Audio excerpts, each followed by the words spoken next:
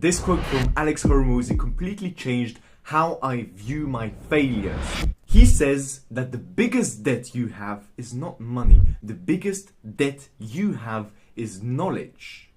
And when you think about it, you are just lessons away, punishments from life, failures from life, to getting what you truly want in life. It's just a lack of knowledge, of lessons in order to get what you want. And I understand most people think, well, debt is only money. Well, no, debt is also knowledge. And that's the one that's limited by time because, well, no one survives life. So with this kind of mentality, I like to fail because when I fail, I know that I'm paying off the debt of knowledge and getting closer to my goals. What's a mindset shift you had recently and that helped you get better?